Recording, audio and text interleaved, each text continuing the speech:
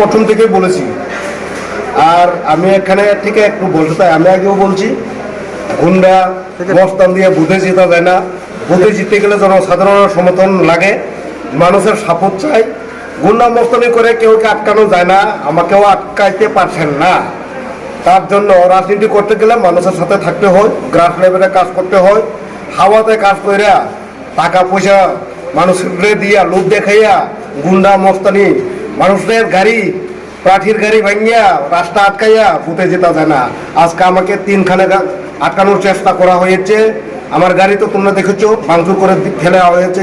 কারা করতে পারে? আর কারা? বিজেপির মস্তান গুন্ডা বাহিনীরা, ওদের কাছে আর কিছুই নেই।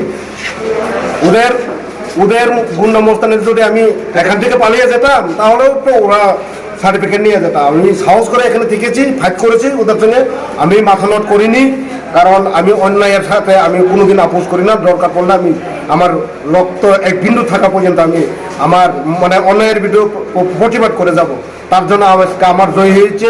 জনসাধারণকে ধন্যবাদ। 19 গোলাঘাটে আঞ্চলিক যত ভোটার যারা বিজেপিকে ভোট দিয়েছে ওদেরকেও আমি আর ধন্যবাদ, কারণ ওরা একটু সুবিধা পাওয়ার জন্য বিজেপির সাথে থাকতে হয়েছে, কেউ বই দেখিয়ে ভোট নিয়েছে, তার জন্য ওদেরকেও আমি ধন্যবাদ জানাই। আমি এখানে সিপিএম, কংগ্রেস, বিজেপি কেউ বাঁচবো না। আমি চেষ্টা করব 19 আমতলী গোলাঘাটি কেন্দ্রের আপামর যত জনতা সবার জন্য আমি কাজ করার জন্য আমি কাজ করার চেষ্টা করব, ওদেরকে সাহায্য করার জন্য। ধন্যবাদ। যারা